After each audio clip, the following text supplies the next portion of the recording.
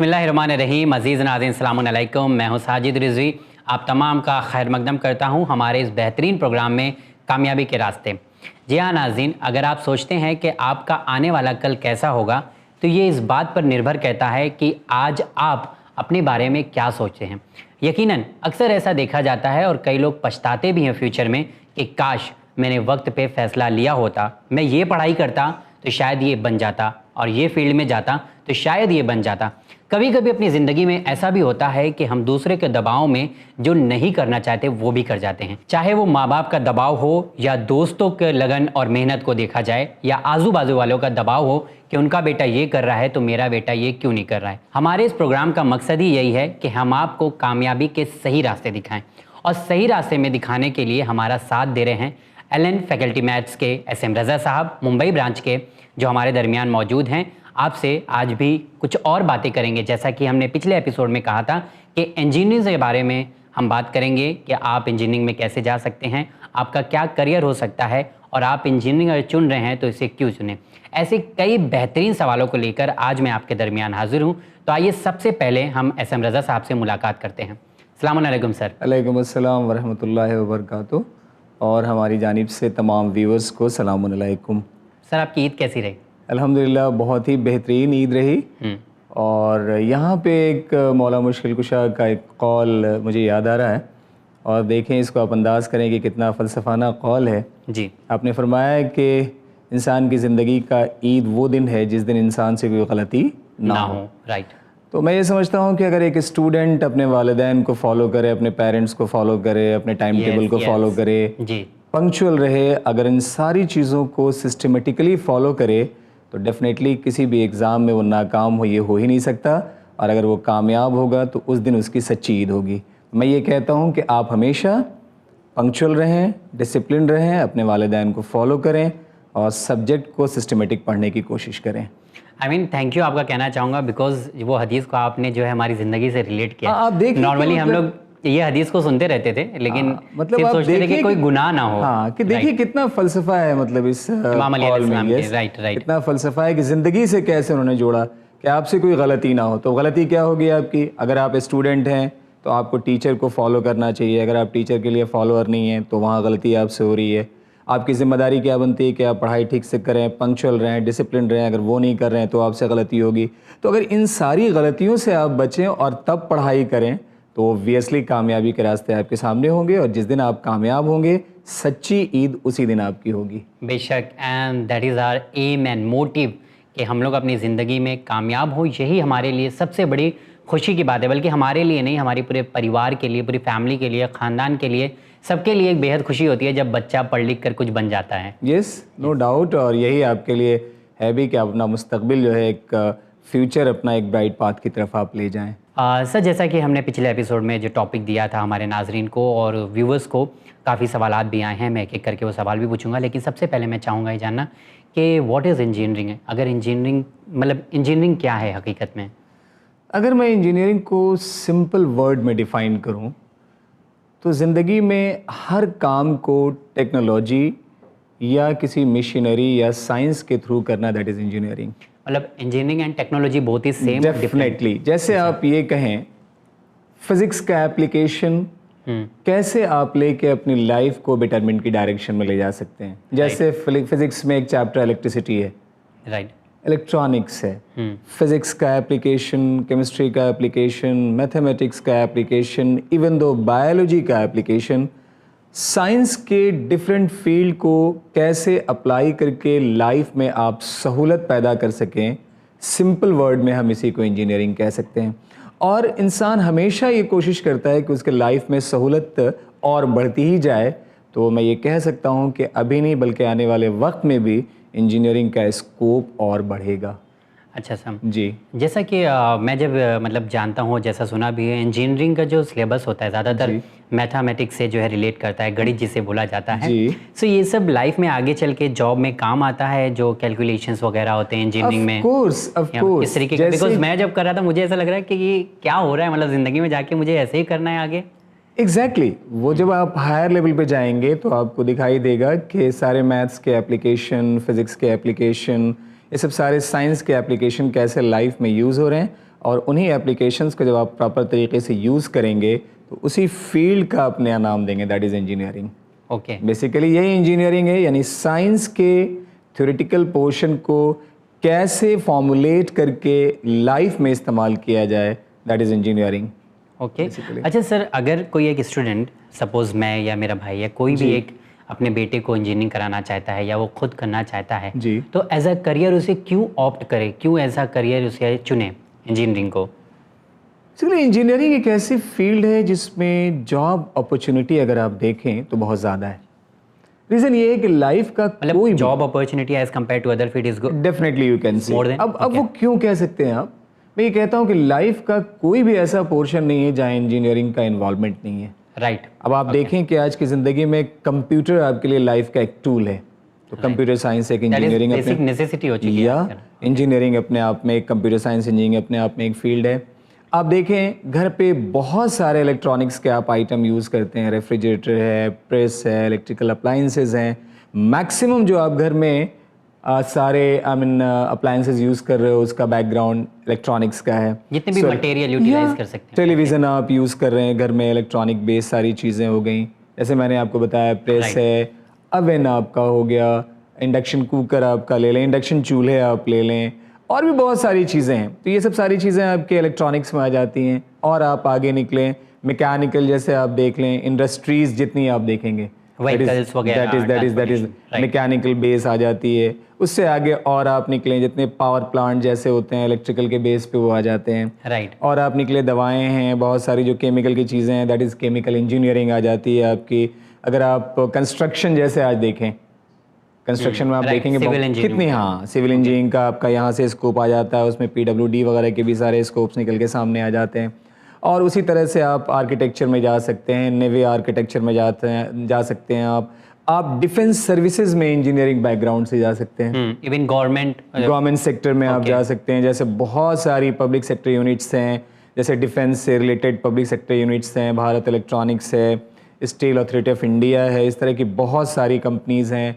उसके अलावा टेलीकम्युनिकेशन आप देखें आज की डेट में कितना आगे निकल चुका है। इंफॉर्मेशन टेक्नोलॉजी, IT सेक्टर आप देख लें कितना आगे निकल चुका है। इसी तरह से कुछ और भी नई फील्ड्स आ रही हैं, जैसे नैनो टेक्नोलॉजी का फील्ड इंजीनियरिंग में आ रहा है, बहुत लाइफ में इसके एप्लीकेशंस आने वाले हैं। बायोटेक्नोलॉजी आपने सुना होगा, इसका एप्लीकेशन बहुत ज़्यादा है। तो कहने का मतलब ये है कि लाइफ के हर पोर्शन में आप कहीं ना कहीं इंजीनियरिंग का इन्वॉल्वमेंट ज़रूर देखेंगे। बल्कि हद तो ये है कि आजकल, पहले तो ज़माने में ये होता था कि मेडिकल को इंजीनियरिंग से अलग हटा के देखा जाता था, लेकिन आजकल बहुत सारी सर्जरी ऐसी भी आ रही है जो रोबोटिक सर्जरी हो रही है।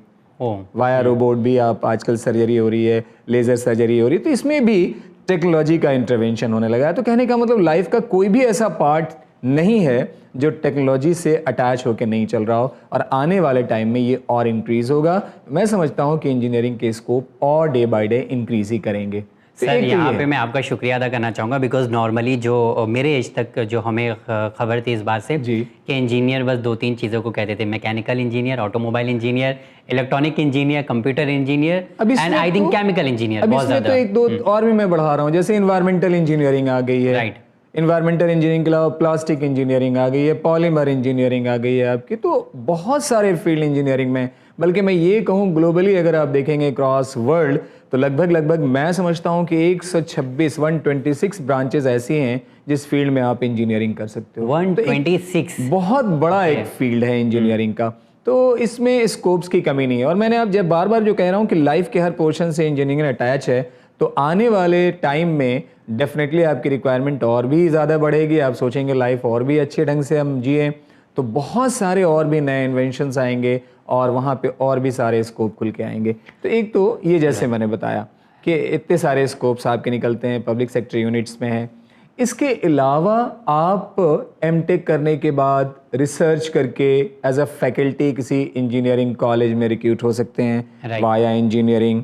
जैसे मैंने बताया कि आप फोर्स में जा सकते हैं, आर्मी में जा सकते हैं, आप एयरफोर्स में जा सकते हैं, नेवी में जा सकते हैं, इंजीनियरिंग सर्विसेज में आप रेलवे की तरफ निकल सकते हैं, आप MTNL VSNL की तरफ आप जा सकते हैं। इंजीनियरिंग के बाद आप IAS का एग्ज़ाम दे सकते हैं, आप इंजीनियरिंग करने के बाद MBA कर सकते हैं, आप इंजीनियरिंग करने के बाद और भी बहुत सारी फील्ड, जैसे मैंने कहा रिसर्च करके एज अ लेक्चरर आप लग सकते हैं किसी इंजीनियरिंग कॉलेज में।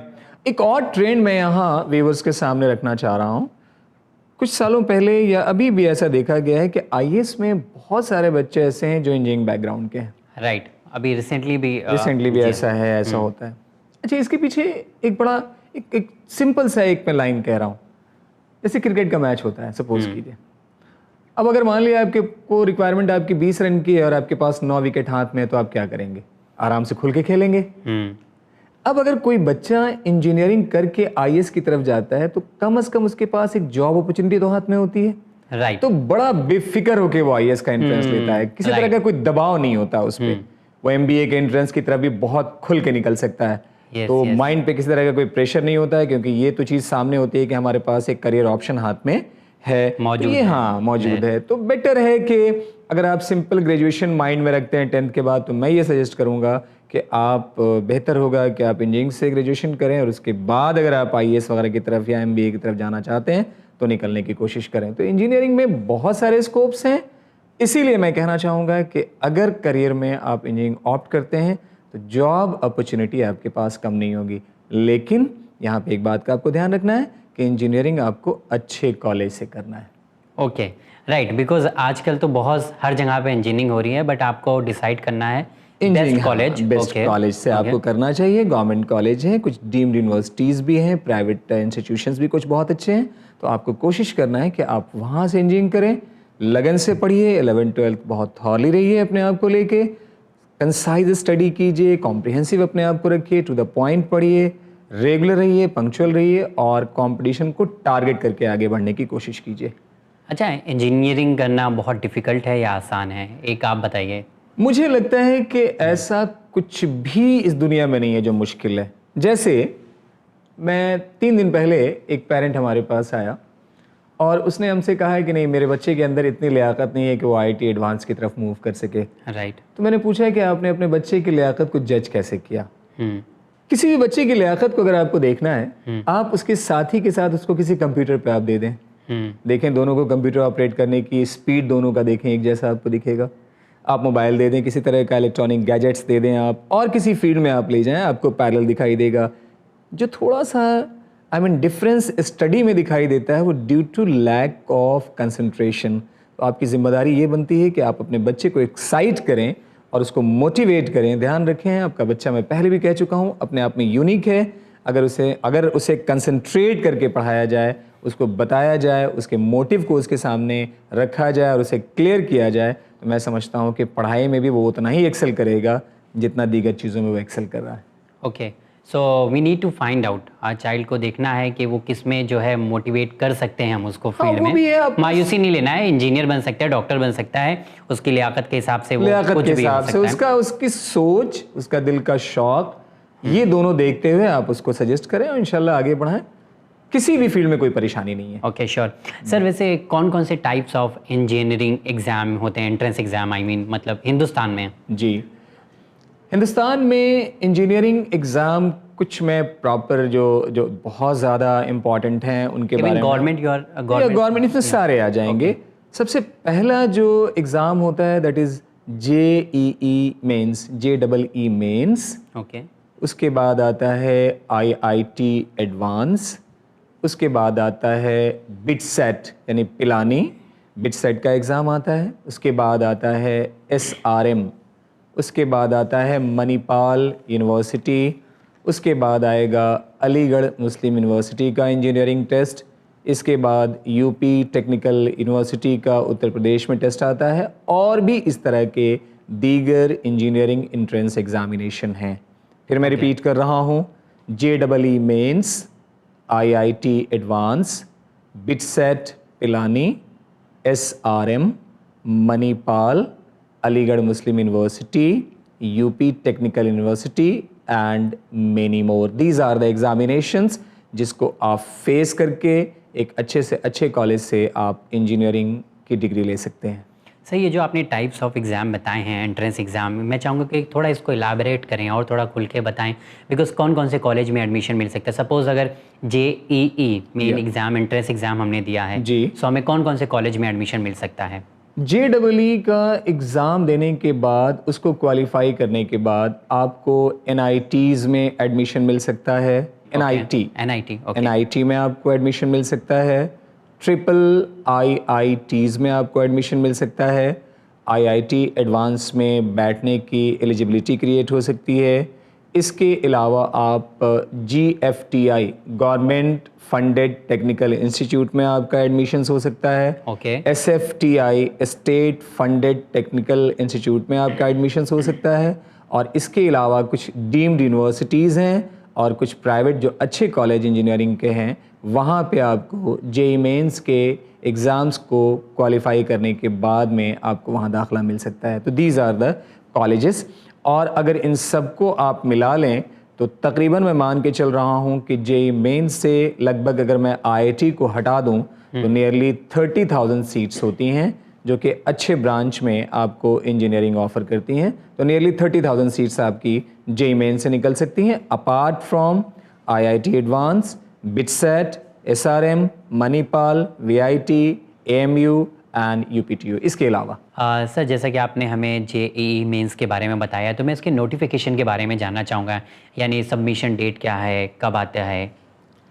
मैं JEE मेंस एग्ज़ामिनेशन के बारे में तमाम बातें एक एक करके बता रहा हूँ और ख़ास तौर से पेरेंट्स या स्टूडेंट को मैं कहूँगा ओके। अगर आप सामने हैं तो इसे नोट भी करें। और ये मैं सारी डेट्स जो पिछले साल यानी 2016 में जो नोटिफिकेशन आए थे और बच्चों ने 2017 में जो एग्ज़ाम दिए हैं उसी को मैं टेंटेटिव मान के बता रहा हूँ, क्योंकि जो अगली नोटिफिकेशन आनी है 2018 एग्ज़ाम के लिए वो ऑलमोस्ट इसी तरह की होगी, थोड़ा मोड़ा आगे पीछे डेट्स यानी अभी तक आई नहीं है? अभी नहीं आई है और थोड़ा मोड़ा डेट्स वगैरह आगे पीछे होंगी। तो 2017 को बेस मानते हुए मैं सारी बातें वन बाय वन आपको बताता हूँ। ओके। ऑर्गेनाइजेशन जो इस एग्ज़ाम को कंडक्ट करेगा that is CBSE, central board of secondary education. Name of examination JEE। इसका एप्लीकेशन मोड जो आप अप्लाई करेंगे फॉर्म वो ऑनलाइन होगा, यानी कंप्यूटर बेस आप इसे अप्लाई कर सकते हैं। इसके फॉर्म अलग से आपके पास हार्ड कॉपी के फॉर्म में नहीं आएंगे, ऑनलाइन इसे अप्लाई करना है। ऑनलाइन जो एप्लीकेशन की डेट जो पिछले साल की थी वो थी 1/12/2016 और last date of application form थी 16 जनवरी 2017। एडमिट कार्ड जो इन्होंने एग्ज़ाम में बैठने वाले बच्चों के लिए रिलीज़ किया था वो था 5 मार्च 2017। और एग्ज़ामिनेशन की जो डेट थी वो 2 डेट्स होती है इसके एग्ज़ाम की। एक होता है ऑफलाइन जो एग्ज़ामिनेशन लिखने वाला कॉपी पेन पेपर वाला होता है, और एक कंप्यूटर बेस्ड एग्ज़ामिनेशन की डेट होती है। तो जो ऑफलाइन एग्ज़ामिनेशन की डेट थी वो थी 2 अप्रैल 2017 और ऑनलाइन यानी कंप्यूटर बेस्ड एग्ज़ाम की डेट थी 8 April and 9 April. Display of answer key जो वेबसाइट से CBSE ने किया था वो 18 to 22 अप्रैल 2017 के बीच में किया था। डिक्लेरेशन ऑफ पेपर 1 का जो रिज़ल्ट था वो 27 अप्रैल में हुआ और पेपर 2 का डिक्लेरेशन ऑफ रिज़ल्ट 27 मई में हुआ। और रैंक कार्ड आपका जो आया वो मई 17 में। काउंसलिंग की डेट जो है वो टिल जुलाई तक चलेगी। और JEE मेंस की किसी भी इंफॉर्मेशन को पाने के लिए वो वेबसाइट आप JEE मेंस के आप देख सकते हैं, दैट इज़ www.jemain.nic.in। सर बहुत खूब, आपने जो नहीं जानते थे उनको बता दिया है। ऑलमोस्ट जो आपने डेट की बात की और 2 एग्ज़ाम की बात करी जी, तो जो अप्लाई कर रहा है उसके लिए वो दोनों एग्ज़ाम होते हैं या 2 सिस्टम अलग अलग है? डिपेंड करता है आप पे कि आप कौन सा एग्जामिनेशन मोड ऑफ एग्जामिनेशन आप अच्छा, मोड ऑफ एग्जामिनेशन में यानी आप ऑफलाइन देना चाहते हैं तो उसकी डेट इस बार जो हुआ है एग्ज़ाम वो 2 अप्रैल थी। और जनरली एक बात यहाँ मैं व्यूअर्स को बताना चाहूँगा कि JEE मेंस की जो टेंटेटिव डेट आती है वो फर्स्ट वीक ऑफ अप्रैल का जो संडे होता है जनरली वही डेट होती है। ओके। जैसे मान लिया हो सकता है नेक्स्ट ईयर जो है 2018 में अप्रैल का फर्स्ट संडे 4 अप्रैल में अगर आ जाए तो वो डेट हो सकती है।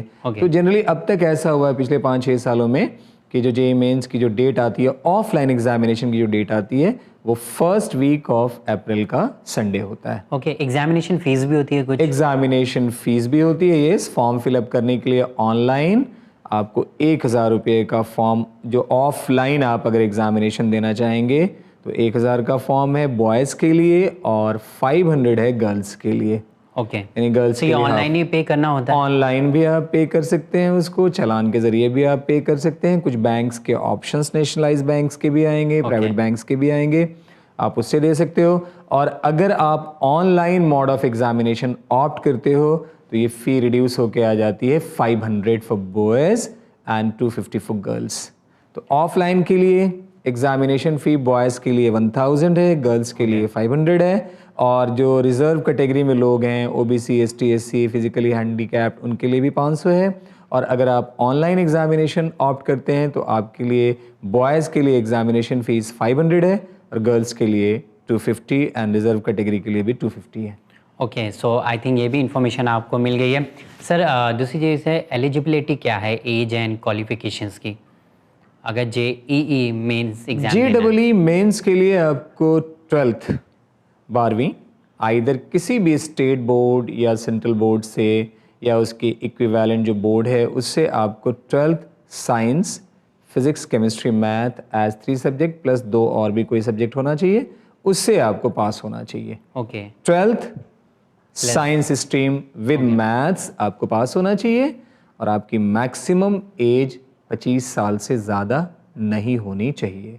25 साल से ज़्यादा उम्र ज़्यादा ना नहीं, हो हाँ। और पीसीएमबी हो या पीसीएम हो। पीसीएम मैथ्स तो चाहिए, इसके एक्स्ट्रा अलावा अगर 5th सब्जेक्ट आपका बायोलॉजी है तो कोई दिक्कत नहीं है, लेकिन मैथ्स आपका एक कंपलसरी सब्जेक्ट होना चाहिए। यानी कम्बिनेशन में फिजिक्स, केमिस्ट्री, मैथमेटिक्स, इंग्लिश और 5वां सब्जेक्ट आप कोई भी ले सकते हैं। ये कंपल्शन है एलिजिबिलिटी के लिए। और आपका डेट ऑफ बर्थ आपका ऐसा हो कि वो एज आप जिस समय आप फॉर्म फिल करें, जिस वक्त आप फॉर्म फिल करें, आपकी एज 25 साल से ज़्यादा की नहीं होनी चाहिए। और इसमें सिर्फ ध्यान रखें, इसमें सिर्फ इस एग्जामिनेशन को आप 3 अटेम्प्ट दे सकते हैं। ओके, यानी 3 अटेम्प्ट का मतलब आपको 3 बार एग्जामिनेशन में बैठना शर्त नहीं है।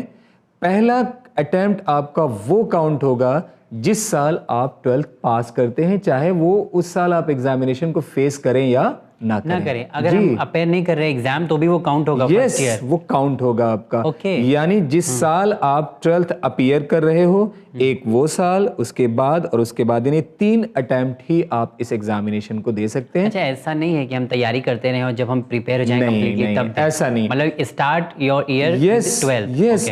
और मैं और भी यहाँ पे क्लेरिफाई करूँ, मैक्सिमम एंट्रेंस में इसी तरह की चीज़ चल रही है। पहले मेडिकल में ऐसा था कि नंबर ऑफ अटैम्प्ट्स लिमिटेड नहीं थे, बहुत ज़्यादा अटैम्प्ट मिले हुए थे बच्चों को, लेकिन इस साल से नीट जो मेडिकल का एंट्रेंस है उसमें भी नंबर ऑफ अटैम्प्ट 3 कर दिया गया है। आईआईटी में और भी कम, आईआईटी में सिर्फ आप 2 अटैम्प्ट ले सकते हैं। और मैं यहाँ रिपीट कर रहा हूँ कि पहला अटैम्प्ट वो साल माना जाएगा जिस साल आप 12th पास कर रहे हैं, चाहे आप उस एंट्रेंस में बैठें या ना बैठें। इसको केयरफुली ध्यान से सुनेंगे आप। और सेकंड ईयर भी उसके बाद वाला, अगर नहीं, बैठे उसमें नहीं बैठे ना बैठे वो भी मायने नहीं रखता। यस, अगर बाय द वे नहीं बैठे और तब आप सोचें कि जैसे मान लिया 2017 में आपने बोर्ड क्वालिफाई किया, तो एक साल 2017 हो गया, एक 2018 हो गया, एक 2019 हो गया। अब आप सोचें कि 2020 में मैं पहली बार जेईई मेंस का एग्जाम दूंगा, तो आप एलिजिबल नहीं है। ओके, तो ये भी व्यूअर्स आपको ध्यान रखना होगा कि आप जब 12th पास करें उससे पहले आपकी प्रिपरेशन होना चाहिए एग्जाम में बैठने के लिए, राइट? यस, ऑफ कोर्स, एकदम आपको पहले से प्लान करके बढ़ना होगा इसके लिए। सर अक्सर ऐसा भी होता है, लोग सोचते हैं कि 80% हो, 90% हो, 75% अबो हो तो ही हम लोग जेईई मेंस के लिए अप्लाई कर सकते हैं। Is it true? मतलब लोग सोचते हैं ऐसा। बहुत टेक्निकल क्वेश्चन आपने राइज किया और मेरे ख्याल से ये जानकारियाँ देना ज़रूरी भी है। जेईई मेंस में बैठने के लिए परसेंटेज एक क्राइटेरिया नहीं है, मतलब आपको 12th पास होना चाहिए। लेकिन ध्यान रखेंगे, जब आप जेईई मेंस क्वालिफाई करने के बाद NITs में, IIITs में जब आप दाखिले के लिए जाएंगे तो वहाँ पे कॉलेज अपनी मिनिमम एलिजिबिलिटी क्राइटेरिया रखेगा and that will be 70% in your 12th board examination. Minimum या 12th यानी आपको बैठने के लिए एलिजिबिलिटी या बैठने के लिए पास होना चाहिए। लेकिन जब आप जाएंगे काउंसलिंग के लिए और सीट्स लेना चाहेंगे, पर्टिकुलरली NITs में, ट्रिपल IITs में, Okay. GFTI में, CFTI में, SFTI में अगर आप लेना चाहेंगे तो ये अपनी एक अलग से एलिजिबिलिटी वो क्राइटेरिया क्रिएट करेंगे, that will be 70%, and for OBC that will be 65%। लेकिन कुछ ऐसे भी कॉलेज प्राइवेट हैं जो अपने यहाँ के दाखिले JEE मेंस के स्कोर के बेस पे देते हैं, तो वो अगर चाहें तो अपनी अलग से 12th की क्राइटेरिया को मेंटेन कर सकते हैं। वो चाहे तो 60% 12th को ले सकते हैं JEE मेंस के स्कोर के थ्रू, लेकिन NITs और जो इस तरह के इंस्टीट्यूशंस हैं ट्रिपल IITs वगैरह, वहाँ पे आपका 70% होना चाहिए। ओके। सो ये भी थोड़ा सा ध्यान रखने वाली चीज़ है कि आपको परसेंटेज थोड़ा सा ध्यान रखना है, नहीं तो फिर उसके बाद और भी ऑप्शन आते हैं खुल के ज़िंदगी में। हाँ डेफिनेटली, और भी सारे इंजीनियरिंग, जैसे आप UPTU का आप एंट्रेंस दे सकते हो, बहुत सारे स्टेट में इंजीनियरिंग के एंट्रेंस है, आप उसे भी दे सकते हो। लेकिन मैं ये समझता हूँ कि अगर कोई बच्चा अपने आप को इंजीनियरिंग एंट्रेंस के लिए तैयार कर रहा है तो मुझे नहीं लगता है कि बोर्ड्स में उसके 70 से कम % आने चाहिए, नहीं आना चाहिए। इंशाल्लाह अगर आप ठीक से पढ़ाई करें, देखें इस बार मैं CBSE का रिजल्ट आपको बता रहा हूँ, इस बार CBSE में लगभग 25,000 बच्चे ऐसे पास हुए हैं CBSE बोर्ड से जिनकी स्कोरिंग 95 to 100% के बीच में गई है 12th में। तो परसेंटेज निकालना लेना आजकल कोई बहुत मुश्किल काम नहीं है, थोड़ा सा आपको सिंसियरिटी मेंटेन करना है और रेगुलर टाइम टेबल मेंटेन करना है। पेपर पैटर्न क्या रहेगा सर अगर इसका? Yes, paper pattern objective questions होंगे, टोटल नंबर ऑफ क्वेश्चंस होंगे 90। ओके। यानी 30 physics, 30 chemistry, 30 mathematics, okay. Total 90 questions होंगे। टाइम अलॉट होगा 3 आवर्स, यानी 180 मिनट में आपको 90 क्वेश्चन अटेम्प्ट करने हैं। अच्छा, सारे क्वेश्चन एक साथ आ जाते हैं? सारा एक ही पेपर में 3 सेक्शन ही ऐसे होगा, क्वेश्चन नंबर सीरियल नंबर 1 से लेके 90 तक। तो पहले 30 क्वेश्चन सपोज फिजिक्स के आ जाएंगे, फिर उसके बाद 30 क्वेश्चन केमिस्ट्री के आ जाएंगे, फिर मैथ्स के आ जाएंगे। हो सकता है मैथ्स पहले आ जाए, फिजिक्स बाद में आए, केमिस्ट्री बाद में आए, तो तीनों एक जैसा, लेकिन जंबल नहीं होगा कि एक केमिस्ट्री आ गया, एक फिजिक्स आ गया, एक मैथ आ गया, ऐसा नहीं आएगा। एक रहेगा 30 क्वेश्चन पहले एक सब्जेक्ट का, प्रॉपर लेआउट में रहेगा। लेआउट में रहेगा, लेकिन पेपर एक ही होगा। 30 क्वेश्चन 90 क्वेश्चन होंगे, और टोटल टाइमिंग्स आपके पास जो अलॉट होगा that will be your 3 hours. Okay. अच्छा, मार्किंग स्कीम क्या होगी इसमें? करेक्ट क्वेश्चंस के आप जैसे एक क्वेश्चन होगा, उसके 4 ऑप्शंस होंगे ABCD। अगर आप करेक्ट ऑप्शन फिल करते हैं तो आपको 4 मार्क्स मिलते हैं, और अगर आप रॉन्ग करते हैं तो जितना आपने पहले स्कोर किया है उसमें से 1 मार्क्स डिडक्ट होता है। सपोज 4 स्कोर किया, अगर हमने रॉन्ग ऑप्शन पे टिक किया तो हमारा 3 मार्क्स हो जाएगा? नहीं, ऐसा नहीं। सपोज जैसे मान लिया हमने पहले 10 क्वेश्चन सही किए तो 40 मार्क्स मिले हमको। अब 11वां क्वेश्चन अगर मैंने गलत किया तो वो तो 4 नंबर का क्वेश्चन था, वो तो 0 मार्क्स प्रोवाइड करेगा ही, क्योंकि वो तो क्वेश्चन गलत हो गया, फिर मार्क्स कैसे मिलने हैं। लेकिन जो पहले 10 क्वेश्चन में आपने 40 अटेम्प्ट किए हैं उसमें से 1 माइनस हो जाएगा इधर नेगेटिव होने की वजह से। ओके, कि आपने गलत ऑप्शन पे टिक किया, यानी जो पहले आपने स्कोर किया हुआ है उसमें से माइनस होगा। अगर क्वेश्चन गलत किया है तो इसके मार्क्स मिलने का तो कोई मतलब ही नहीं बनता है। राइट। जो आपके यहाँ पहले के स्कोर हैं, स्कोर किया है मार्क्स, उसमें से माइनस हो जाएगा। उसमें से माइनस हो जाएगा। जितने आपने गलत ऑप्ट किए उतने माइनस होंगे, उतने। हाँ, मतलब 1, जैसे मान लिया 10 क्वेश्चन, सपोज मैंने 20 क्वेश्चन सही किए तो 80 मार्क्स हो गए, 10 मैंने गलत किए तो 80 में से 10 मेरे माइनस होंगे, यानी 70 मार्क्स होंगे। और ये जो 10 मैंने गलत किए इसके तो नंबर मिलने ही नहीं है, क्योंकि रॉन्ग क्वेश्चंस के तो नंबर मिलते नहीं है। And what about result? Result इसका लगभग एग्जाम से 20-25 दिन और महीने के अंदर आ जाता है, और रिज़ल्ट आप ऑनलाइन चेक कर सकते हैं। और डेट्स वगैरह टीवी में भी बहुत सारे, न्यूज़ में भी आपको मिल जाएंगे, आपको न्यूज़पेपर्स में इसकी नोटिफिकेशंस आ जाती हैं, या आपस में स्टूडेंट्स को भी पता चल जाता है ऑनलाइन। CBSE भी पहले से इन्फॉर्मेशन बच्चों को पहुंचा देती है कि किस डेट में रिज़ल्ट आएगा। और जब आप इन्फॉर्मेशन बुकलेट लेंगे या ब्रोशर देखेंगे आप उसका ऑनलाइन, तो उसमें भी टेंटेटिव किस डेट में रिजल्ट आएगा वो भी लगभग मेंशन होता है। तो 1 महीने के अंदर रिजल्ट आ जाता है। वैसे जो एग्जाम देता है उसको खुद ही चिंता होती है, वो पता हो जाता है, वो बार-बार देखते रहते हैं अंदाजा हो जाता है कब आने वाला है जी। बहरहाल नंबर ऑफ सीट्स कितनी होती है इसमें? JEE मेंस से NITs में लगभग 16,000 के आसपास सीट्स बनती हैं। और इसके अलावा ट्रिपल IITs में तकरीबन 1000 के आसपास सीट्स बन जाती हैं। GFTI और SFTI में अगर आप देख लें, या डीम्ड यूनिवर्सिटीज़ को मिला दें अगर आप, तो इन सबको मिला के तकरीबन 26,000 के आसपास सीट्स होती हैं अच्छी ब्रांच में। मैं लोअर ब्रांचेस और डिफरेंट कोर्सेज की बात नहीं कर रहा हूँ, मैं पर्टिकुलरली इंजीनियरिंग की बात कर रहा हूँ अच्छे कॉलेज में अच्छे ब्रांच की। तो तकरीबन 26,000 के आसपास सीट्स होती हैं। ओके अच्छा, रिजर्वेशन अगर पॉलिसी हम बात करें तो क्या एप्लीकेबल है उसका?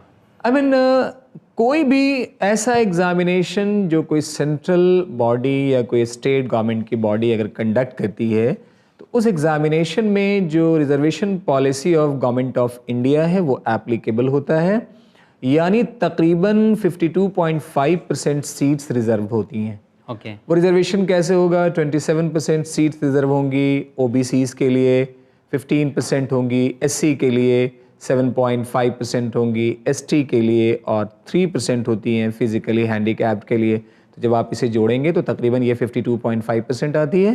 सो जनरल कैटेगरी के लिए लगभग 47.5% सीट्स बचती हैं। ओके रिजर्वेशन क्राइटेरिया जो भी एग्जामिनेशन सेंट्रल गवर्नमेंट या स्टेट बॉडी अगर कंडक्ट करती है गवर्नमेंट की उसमें एप्लीकेबल होता है। तो अब इसके पहले जब मैं पहले जो डिटेल कर रहा था आपके लिए कि इंजीनियरिंग फील्ड को ऑप्ट करने के पीछे क्या क्या मैं रीजंस दे रहा था, आपको बता रहा था कि क्या क्या सिनेरियोज आपके सामने निकल के आ सकती है, उसमें एक बड़ा इंटरेस्टिंग सा पॉइंट मैं और यहाँ पे अपना रखना चाह रहा हूँ, एंटरप्रेन्योरशिप।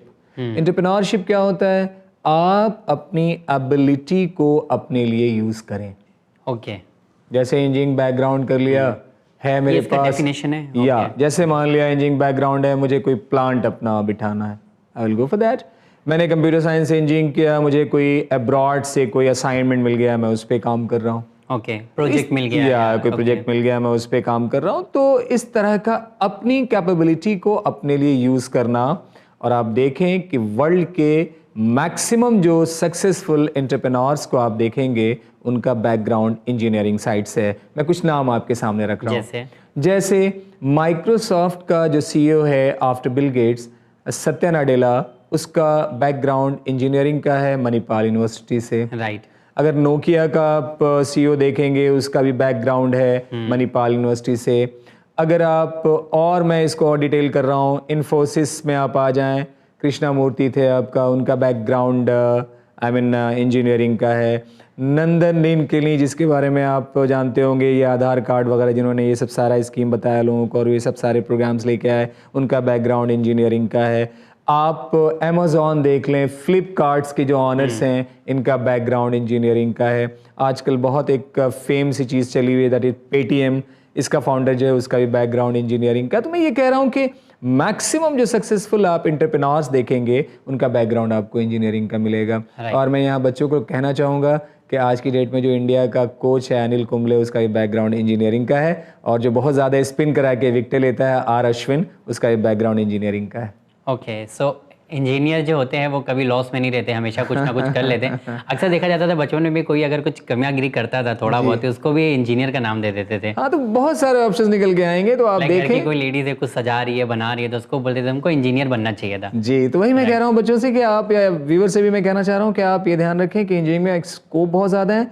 बस कोशिश ये करें कि आपका बच्चा इतना कैपेबल हो जाए कि किसी अच्छे कॉलेज से वो इंजीनियरिंग करके निकले और डेफिनेटली उसके लिए ब्राइट पाथ एकदम उसके सामने होगा। जी हाँ नाज़रीन, जी हाँ व्यूवर्स, जो आपने सवालात भेजे हैं अब वक्त हो चला है कि उनके जवाब मैं एसएम रज़ा साहब से हासिल करूं। तो आइए देखते हैं आज कौन कौन लोगों ने हमें सवालात भेजे हैं और उनके क्या सवाल हैं और किस तरीके के जवाब आज आपको मिलते हैं।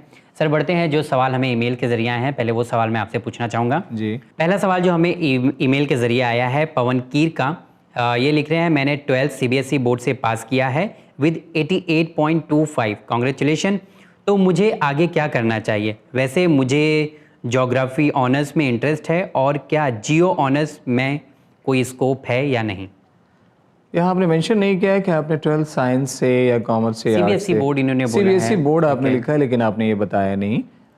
जहाँ तक ज्योग्राफी ऑनर्स की बात आपने की है, बहुत ही अच्छी फील्ड है, आप इसमें बढ़ें, इंशाल्लाह बहुत सारे स्कोप आपके सामने निकल के आएंगे। बहुत ही अच्छी फील्ड है, इसमें आपको प्रोसीड करना चाहिए। लेकिन यहाँ पे थोड़ा सा मैं कहूँगा कि आप जब भी अगली बार अगर क्वेश्चन करें तो ये ज़रूर बताने की कोशिश करें कि 10+2 आपने किया किसी स्ट्रीम से। तो अगर बाय द वे अगर आप साइंस से होते तो मैं कुछ और भी आपको फील्ड्स यहाँ से बताता कि कैसे आपको ज्योग्राफी ऑनर्स के अलावा भी आप किस तरफ जा सकते हैं। लेकिन ज्योग्राफी ऑनर्स का जो सिलेक्शन आपने किया है बहुत अच्छी फील्ड है, आप इसमें निकलें। ओके थैंक यू पवन सवाल भेजने के लिए। दूसरा सवाल की तरफ बढ़ते हैं। Abhishek Panchal, good morning sir. Good morning sir, I am Abhishek from Gurgaon Haryana. Sir, I have just passed 10+2 having PCB फ्रॉम HBSC Haryana boards with 81.8%. Congratulations. So please guide me, what should I do? 81% अभिषेक का। बहुत ही अच्छा परसेंट आपका है, और शायद आपने PCB लिखा है। हाँ, PCB इन्होंने लिया। PCB आपने हरियाणा PCB से बोर्ड, किया, हरियाणा बोर्ड से HBSC, किया, और स्टेट बोर्ड से किया, तो डेफिनेटली बहुत अच्छा किया आपने। पहले तो ऑप्शन आपके लिए नीट का है, आप नीट की तरफ देखें, और अगर नीट नहीं होता है तो आपके पास बहुत सारे ऑप्शंस निकल के आते हैं। आप बायोटेक्नोलॉजी की तरफ निकलें या बी फार्मा की तरफ जाएं आप, और जिस तरह का एंट्रेंस नीट का होता है वैसे एक एंट्रेंस होता है ICAR। और क्योंकि आप हरियाणा से हैं तो आप जानते होंगे कि करनाल में डेयरी इंस्टीट्यूट है, डेयरी टेक्नोलॉजी का, वहाँ से ICAR का एंट्रेंस फेस करके आप वहाँ से कोर्स कर सकते हैं। इसके अलावा हिसार में आपका एग्रीकल्चर यूनिवर्सिटी है, वहाँ से आप कोर्स कर सकते हैं। तो ये सब कोर्स भी आप नीट के अलावा जा सकते हैं, या अगर आप चाहें तो लाइफ साइंसेज की तरफ बढ़ें। लाइफ साइंसेज में बहुत सारे स्कोप्स हैं, माइक्रोबायोलॉजी की तरफ आप जा सकते हैं, या बायो इन्फॉर्मेटिक्स साइंसेज भी आप सोच सकते हैं। तो पहला मैं चाहूँगा कि एक बार नीट आप देखें, क्योंकि ICAR का जो एंट्रेंस होगा, आप एक बार ज़रूर ICAR टाइप करके गूगल करके देखेंगे, उसका भी एंट्रेंस लगभग जून के महीने में होता है, नोटिफिकेशन उसकी निकल चुकी होगी, और उसका जो टेस्ट का पैटर्न होता है वो ऑलमोस्ट नीट के जैसा ही होता है, तो उसे भी एक बार आप ट्राई ज़रूर करें। चलिए बढ़ते हैं अगले सवाल की तरफ। मुकेश शर्मा का सवाल है। Sir, I M Mukesh Sharma, studying in 12th college Nagpur, and I am from a middle class family, and I have scored 83.6%. Congratulations in my 10th SSC exam. Sir, I want to be a chemical engineer and I want to know about the job vacancy, and for that everyone advised me not to do that, and because of all that I decided to do MSc in chemical science. Sir, kindly tell me job vacancy for that. इन्हें chemical engineering में जाना था, लेकिन I think इनको सबने कहा कि आप MSc इन केमिकल करो, उसके बाद ये देखिए, जॉब के बारे में मैं पूछ रहे हैं। यहाँ पे एक बात व्यूअर्स के सामने रखना चाहूँगा कि जॉब ऑप्शंस की कमी नहीं है। प्रॉब्लम क्या है कि उसके अकॉर्डिंग आपके अंदर कैपेबिलिटी आ पाती है कि नहीं आ पाती है। राइट। बहुत साफ, मैंने बहुत सारे एंटरप्रेन्योर्स के स्टेटमेंट जो मैंने बहुत सारी मैगजीन्स में पढ़े या बहुत सारे इंटरव्यूज़ में देखे, वो ये कहते हैं कि आज भी दुनिया में टैलेंटेड लोगों की जो उस फील्ड में जिनकी ज़रूरत है उसकी कमी बहुत ज़्यादा है। तो आप अपने अंदर जिस फील्ड में हो, आप उसमें अपने आप को हायर लेवल तक पहुंचाने की कोशिश करें। भरोसा मानिएगा, जॉब एक नहीं 10 आपके सामने आएंगे। स्किल डेवलप करें ना कि जॉब के बारे में। एकदम कभी सोचे मत। देखिए, आई थिंक अल्टीमेटली क्या है, money, job, all these are the by product of your calibre. Right. तो पहले तो आप अपने अंदर कैलिबर लाने की कोशिश करें, अपने अंदर योग्यता लाएं, कैपेबिलिटी लाएं। अगर आप कैपेबल होंगे तो अपने आप 10 जगह से आपके लिए रिक्वायरमेंट आएगी। सब्जेक्ट को ठीक से पढ़िए आप। बढ़ते हैं अगले सवाल की तरफ। सर अगला सवाल है जितेंद्र यादव का। ये कह रहे हैं, सर BCom 1 ईयर में हूँ, पहले साल में हूँ, पेपर दे रहा हूँ, मैं अभी बैंकिंग में जाना चाहता हूँ या उसे लाइक करता हूँ। Please tell me about something. Banking में जाने के लिए अभी से आप बैंक PO की तैयारी करना शुरू करें, और BCom ऑनर्स करें आप ठीक से, और साथ साथ अभी से बैंक PO की तैयारी करें, और जैसे ग्रेजुएशन आपकी पूरी होती है आप एक बार ट्राई लें बैंक में। और इसके अलावा और भी बहुत सारे बैंकिंग में सारे वैकेंसीज़ आती हैं, उसको आप फिल करें। ध्यान रखें, आप बैंकिंग में जाने के लिए जो आपका एंट्रेंस होगा उसमें English, general knowledge, current affairs, maths, ये सब सारी चीज़ें होंगी। इसको अभी से वेल फोकस्ड होकर आप देखते रहें। बढ़ते हैं अगले सवाल की तरफ। सर, मेरा नाम मोहम्मद जाफ़र आबदी है, मैं मरीन इंजीनियरिंग BTech करना चाहता हूँ, उसके बारे में आप मुझे बताएं। जाफ़र साहब, मैंने इसके पहले मरीन इंजीनियरिंग के बारे में एक डिटेल प्रोग्राम में बताया था। बहुत सारे इंस्टीट्यूशंस हैं हिंदुस्तान में, लगभग 30 इंस्टीट्यूशंस हैं जहाँ पे आप मरीन इंजीनियरिंग कर सकते हैं, और इसमें सबसे बेहतर है कि आप IIT चेन्नई या IIT खड़गपुर से नेवल आर्किटेक्ट का कोर्स है वो करें। नहीं तो आप विशाखापट्टनम में या उड़ीसा या कोलकाता, इस तरह के जगहों पर भी कुछ स्टेट के गवर्नमेंट के कॉलेजेस हैं, कुछ डीम्ड यूनिवर्सिटीज़ में भी कुछ कॉलेजेस हैं जहाँ से आप मरीन इंजीनियरिंग का कोर्स कर सकते हैं। तो मरीन इंजीनियरिंग के लिए बहुत सारे इंस्टीट्यूशंस हैं आप एक बार इन्फॉर्मेशन कलेक्ट करने की कोशिश करें।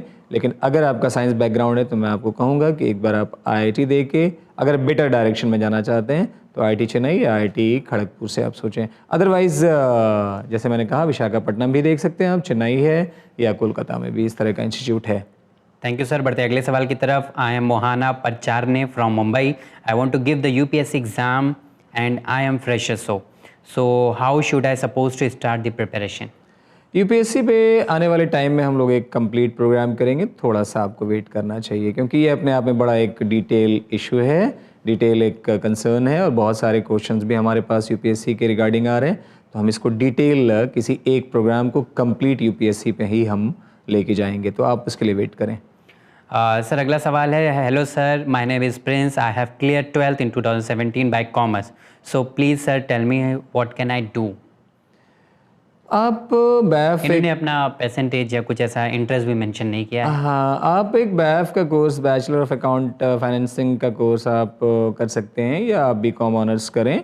बीकॉम ऑनर्स करने के पहले भी अगर आप चाहें तो सीपीटी दे के आप सीए की तरफ जा सकते हैं या आईसीडब्ल्यूए देख लें, सीएस देख लें आप, या बीकॉम ऑनर्स किसी अच्छे कॉलेज से करके आगे एमबीए करने की कोशिश करें या बीकॉम ऑनर्स करने के बाद आप लॉ की तरफ भी बढ़ लें। तो ऑप्शंस बहुत सारे हैं। अगर आप देखें कि आपको लॉन्ग रन में आगे बढ़ के हायर स्टडीज़ की तरफ जाना है या इमीडिएट जॉब्स की तरफ बढ़ना है, तो अगर थोड़ा आपके पास टाइम है और हायर स्टडीज़ की तरफ आप जाना चाहते हैं तो मैं कहूँगा कि आप बीकॉम ऑनर्स करके आप सीए सोचें, आईसीडब्ल्यूए या सीएस सोचें या कोई एमबीए की कोई डिग्री इसके साथ अटैच करके तब आगे बढ़ने की कोशिश करें और बेहतर होगा कि आप फाइनेंस में एमबीए करें। इनका नाम है सर, मैं रंजीत, मधुबनी बिहार से हूँ और मैंने ग्रेजुएशन कर लिया हूँ और मैं यूडीसी की तैयारी करना चाहता हूँ। सर इसका सिलेबस क्या है बताइए। रंजीत जी, मधुबनी से आप हैं और बिहार के बच्चे बहुत लेबोरियस भी होते हैं, बहुत मेहनती भी होते हैं। जहाँ तक आपने यूडीसी के बारे में पूछा है, देखिए ये एसएससी स्टाफ सिलेक्शन कमीशन इस टेस्ट को कंडक्ट करती है और मैं यहाँ से कहना चाहूँगा कि कोई भी एग्ज़ामिनेशन जो स्टाफ सिलेक्शन कमीशन कंडक्ट करती है ऑलमोस्ट उसके कुछ जो सिलेबाई जो होंगे वो मैं डिटेल कर रहा हूँ। एक तो इंग्लिश आपकी आएगी एग्ज़ामिनेशन में, इंग्लिश में ग्रामर, इस तरह की चीज़ें आप देखें। मैथ्स की तरफ आप जाएँ, यानी मेंटल एबिलिटी आप देखें, रीजनिंग आप देख लें। साथ साथ मैथ्स में आप जितनी 10 तक की पूरी मैथ्स है उसको आप ठीक से रिवाइज़ करें। आप जनरल साइंसेस जो 10 तक की साइंस आपने पढ़ी होगी वो आप रिवाइज़ कर लें। करंट अफेयर्स, स्पोर्ट्स, ये सब सारी चीज़ें और साथ साथ Indian history, Indian geography, Indian economics, इस पे आप देख लें, हेरिटेज और हिस्ट्री में जैसे मैंने कहा। और इसके अलावा पॉलिटिकल एंड गवर्नेंस, साथ साथ आप लॉ वगैरह की जो चीज़ें हैं उससे अटैच जो पॉइंट्स हैं उनको, ये सब सारी चीज़ों का एक कलेक्शन होता है इस तरह का टेस्ट। यानी जो भी इस तरह के टेस्ट होंगे यूडीसी टाइप के, उसमें मैथ्स, बेसिक मैथ्स होगी, इंग्लिश होगा, जीके होगा, जनरल साइंस जो 10 तक की होगी वो होगी। तो इसको आप देखें। बढ़ते हैं अगले सवाल की तरफ। सर अस्सलाम वालेकुम। वालेकुम सलाम। सर मैंने इस साल ही 12th आर्ट से किया है, मैं एलएलबी करना चाहती हूँ, तो आगे मैं क्या करूँ? रुखसार फ्रॉम दिल्ली। रुखसार, आप पहले ग्रेजुएशन करें और या अभी 10+2 के बाद क्लैट का, जैसे मैंने पहले भी जिक्र किया है, ये एक एंट्रेंस होता है। क्लैट का एंट्रेंस दें, इंटीग्रेटेड 5 इयर्स का कोर्स होता है जिसमें आप ग्रेजुएशन प्लस लॉ करके आप निकलेंगी। तो क्लैट का एंट्रेंस ऑल इंडिया बेस पे होता है, उसको आप फेस करने की कोशिश करें और देखें, वो ऑब्जेक्टिव टाइप का टेस्ट होता है। तो एक बार आप गूगल पे क्लैट टाइप करके वहाँ से अंदाज़ा करें। मैं ये कहूँगा कि आप, अगर दूसरा रास्ता ये होता है कि आप ग्रेजुएशन करके लॉ की तरफ बढ़ें, एक ये भी रास्ता निकल सकता है आपके लिए। ओके, सो इनके पास 2 डिग्री अलग अलग आ सकती है ग्रेजुएशन के बाद भी। नो डाउट, नो डाउट जी। अस्सलाम वालेकुम। वालेकुम सलाम। My name is Mohammad Tasneef. I am in class 12th। I want to go for NDA. Kindly tell me how to do the preparation for NDA and which subject are necessary for doing NDA. Please help me. I have opted PCV, Physics, Chemistry and Maths. I have scored 81% in 10th. Congratulations. तसनीफ, NDA में जाने के लिए जल्दी से जो basic criterias हैं उसको मैं रख रहा हूँ। आपकी एज 16.5 साल से 19 साल के बीच में होना चाहिए। आप इंडियन नेशनल होने चाहिए। आप मेल कैंडिडेट होना चाहिए। आप 10+2 पास होने चाहिए। अगर आप एनडीए में आर्मी की तरफ जाना चाहते हैं तो आप 10+2 किसी स्ट्रीम से होने चाहिए। और वाया एनडीए अगर आप एयरफोर्स या नेवी की तरफ जाना चाहते हैं तो आपका फिज़िक्स एंड मैथ, यानी आप साइंस से 10+2 आपको होना चाहिए। और आप ये मोर डिटेल हम लोग का हम लोगों ने एनडीए पे मोर डिटेल प्रोग्राम किया हुआ है। याद रखेंगे 2 पेपर्स इसके होंगे। ऑब्जेक्टिव नेचर का पेपर होता है। पहला पेपर जीएस यानी जनरल नॉलेज का होगा, जिसमें जीके आएगा, जनरल साइंस होगी, और एक मैथ्स का पेपर होगा। इंग्लिश इसमें आता है, हिस्ट्री के क्वेश्चंस आते हैं, ज्योग्राफी के क्वेश्चंस आते हैं, इकोनॉमिक्स आती है, बेसिक साइंस आती है, बेसिक मैथ्स आती है। तो इसकी तैयारी करें। ऑब्जेक्टिव क्वेश्चंस होता है। साल में ये एग्ज़ाम 2 बार होता है। एनडीए का नोटिफिकेशन 30 जून को अभी निकल चुका है। और आप ये ध्यान रखें कि एग्ज़ाम साल में 2 बार होता है। एक बार आप इसे गूगल करके ज़रूर देख लें कि अगले वाले फेज़ के लिए आप ट्राई करें। ध्यान रखेंगे कि आपकी एज 16.5 साल से 19 साल के बीच में होनी चाहिए। एग्ज़ाम साल में 2 बार होता है। बढ़ते हैं अगले सवाल की तरफ। मैंने टीवी प्रोग्राम से आपका नंबर लिया है, प्लीज़ मेरी प्रॉब्लम का सुझाव दें। ज़रूर, हम यहाँ इसीलिए हैं। How can I prepare for IIT JEE without coaching classes? Good question. Concentration आप बनाएं बस। आपने यहाँ पे लिखा नहीं कि आप किस क्लास में हैं। ओके। तो अगर आपने क्लास मेंशन किया होता तो मुझे पता चलता कि कितना साल आपके पास बचा हुआ है IIT देने के लिए, तो मैं एक प्रॉपर आपको गाइडलाइन देता। लेकिन अभी ये मान के चल रहा हूँ मैं कि आप इसी साल 10th पास कर रहे हैं, तो आप ये समझ लें कि आप यहाँ से जिस बोर्ड से आप 11th 12th करेंगे उसकी किताब प्रॉपर ढंग से समझ के एक एक क्वेश्चंस अपने से लगाने की कोशिश करें। साथ साथ आप क्या करें, 35 इयर्स का JEE मेंस और IIT के क्वेश्चंस बैंक को ले लें। जिस चैप्टर को आप पढ़ें पैरेलल उसके क्वेश्चंस भी करें आप।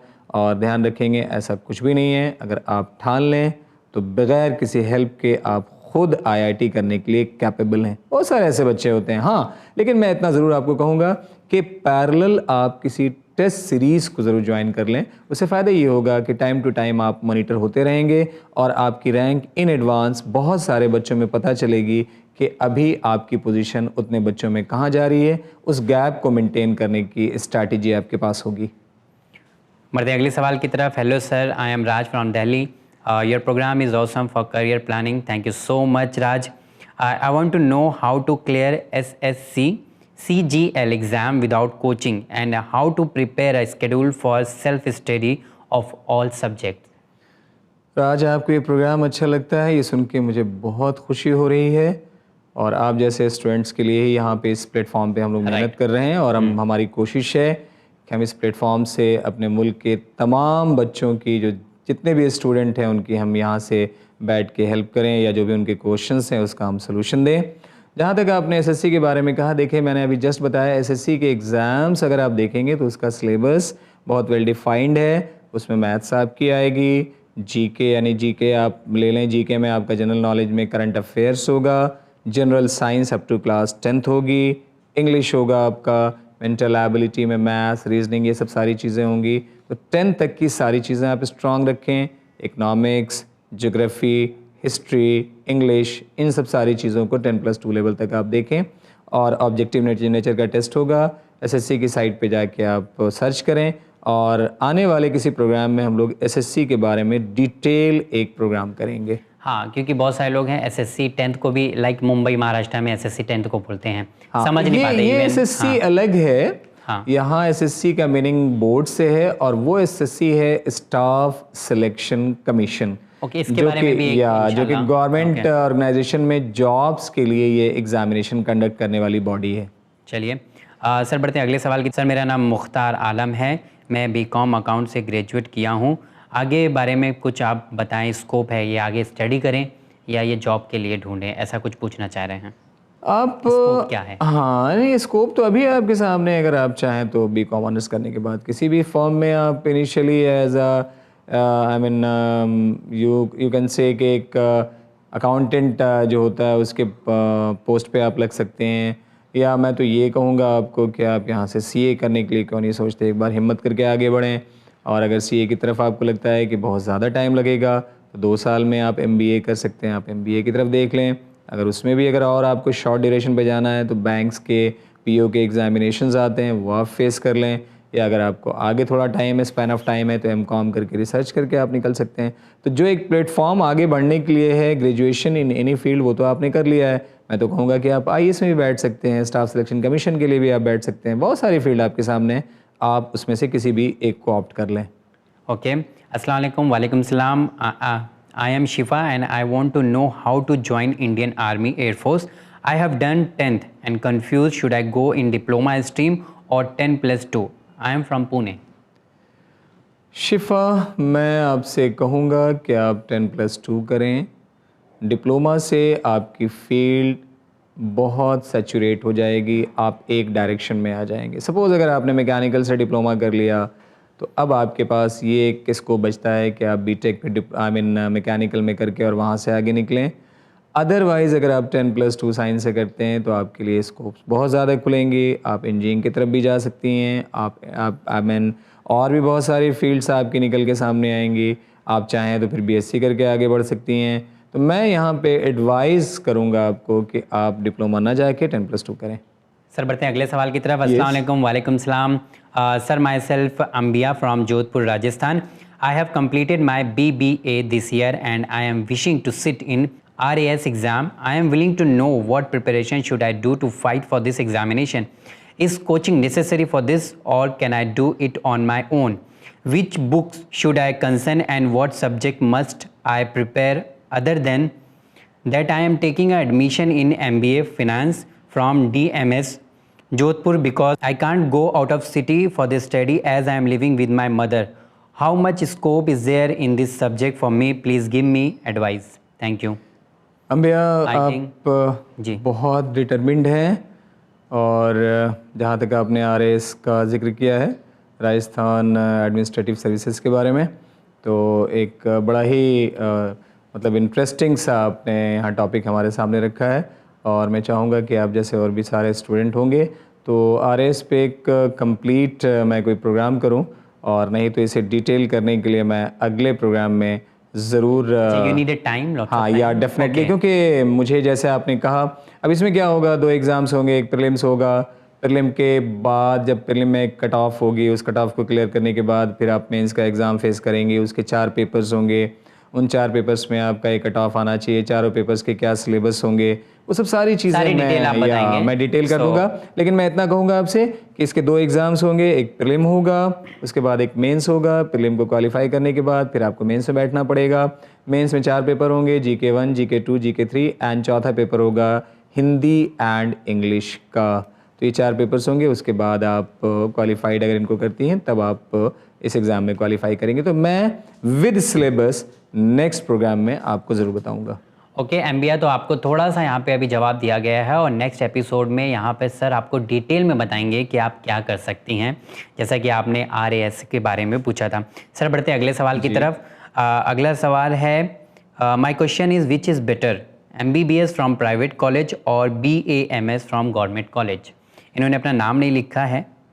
देखिए यहाँ पे मैं एक बात कहना चाहूँगा, एक बड़ा अच्छा यहाँ पे स्टैटिस्टिक्स में पेश कर रहा हूँ। जैसे अभी हिंदुस्तान की आबादी लगभग न्यूज़ में भी और पेपर्स में भी आती है 125 करोड़। 125 करोड़ में अगर आप देखेंगे तो हिंदुस्तान में डॉक्टर्स आपको मैक्सिमम मिलेंगे 2 या 2.5 लाख। इसका मतलब अभी भी हिंदुस्तान की पोजीशन ये है कि 2 से 2,500 पर्सन पे एक डॉक्टर है। सो डॉक्टर की बहुत ही कमी है। ओके तो आप MBBS की तरफ जाएं और ध्यान रखें प्राइवेट कॉलेज से MBBS बहुत अच्छे हो सकते हैं। जैसे मैं आपको बता रहा हूँ, मणिपाल है, आप देखें वहाँ से MBBS बच्चे करते हैं, बहुत ही बेहतरीन इंस्टीट्यूशन है। ऐसा नहीं है कि प्राइवेट कॉलेज से आप MBBS करके आगे नहीं बढ़ सकते हैं। आप कहीं से भी MBBS करें, आपके अंदर लियाकत होनी चाहिए। और ध्यान रखें कि जितने भी MBBS के कॉलेज हैं, चाहे वो प्राइवेट ही क्यों नहीं हो, उनको एफिलिएशन उनको गवर्नमेंट तो डेफिनेटली, इन्होंने प्राइवेट के बारे में पूछा है तो उन्हें एक एफिलिएशन लेना पड़ता है। के BAMS फ्रॉम गवर्नमेंट कॉलेज या MBBS। मैं यहाँ पे ठहर के कहना चाहूँगा कि अगर आपके पास MBBS का ऑप्शन है BAMS के कंपैरेटिवली तो आपको MBBS की तरफ बढ़ना चाहिए। आप प्राइवेट कॉलेज मत सोचें। 5 साल ढंग से 5.5 साल आप लगा के इस कोर्स को करें। MBBS में स्कोप BAMS के कंपैरेटिवली ज़्यादा है। मैं ये नहीं कह रहा हूँ कि BAMS में स्कोप नहीं है। Hello sir, I am Sultan from Meghalaya, Shillong. Please advise me some way so that I can score at least 80 to 85% in class 12 science. I am from state board.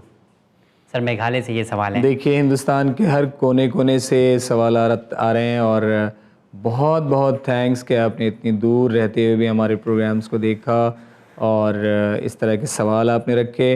मैं यहाँ कहूँगा देखें किसी भी examination में जाने के लिए जो भी स्टेट बोर्ड की आपकी बुक है उसके एक एक क्वेश्चंस, एक एक सॉल्व एग्जाम्पल, थ्योरी की एक एक लाइन समझ के आप करें। इसके अलावा कम से कम 25 इयर्स का जो क्वेश्चन बैंक बोर्ड एग्ज़ाम का होगा, यानी साइंस का, मैथ्स का, इंग्लिश का, लैंग्वेज का, वो ले लें आप पर वीक एक पेपर, जब आपका कोर्स कंप्लीट हो जाए तो पर वीक एक पेपर आप ज़रूर लिखें। लिखने की स्पीड मेंटेन करें। अगर मैथ्स करते हैं तो उसके कैलकुलेशन में एक्यूरेसी ले आएँ। पेपर को टाइम बाउंडेशन में पूरा करने की कोशिश करें। अगर एग्ज़ामिनेशन हॉल में बोर्ड के पेपर के लिए टाइम अलॉट होता है 3 आवर्स, तो घर पे प्रैक्टिस में आप कोशिश करें कि वो पेपर 2.5 घंटे में हो, और डेफिनेटली वो पेपर 2.5 नहीं बल्कि मैं कहता हूँ 2 घंटे में होंगे। अगर आप प्रैक्टिस बार बार करेंगे तो सारी जो किताब आपके पास है उसको थॉरली पढ़ें, एक एक क्वेश्चंस करें और प्रीवियस ईयर के क्वेश्चंस को बार बार प्रैक्टिस करें। आपके लिए बोर्ड में 80 नहीं, मैं समझता हूँ 95% स्कोर लाना मुश्किल नहीं होगा। All the best for your board examination also. All the best. I am Karthik, student of class 9. I want to crack IIT JEE. I want to take a coaching class from 11th class से, but I want to prepare it from class 9th. So please suggest me how can I prepare? How can I prepare for IIT JEE without coaching classes? Kartik class 9th में रह के आपने ये determination अपने mind में लिया है। मेरे ख़्याल से बहुत ही अच्छे बच्चे आप हैं, एंड मैं अभी से आपको कह रहा हूँ कि आप यानी कंग्रेचुलेशन के लिए मैं हकदार आप हैं कि आपने इतनी छोटी एज में इतना अच्छा एम किया। यहाँ ध्यान दें, कुछ किताबें मैं आपको बता रहा हूँ। अगर आप CBSE बोर्ड से हैं तो CBSE में NCERT के अलावा गूगल आप करें, उसमें टाइप करें NCERT एग्जाम्पलर प्रॉब्लम।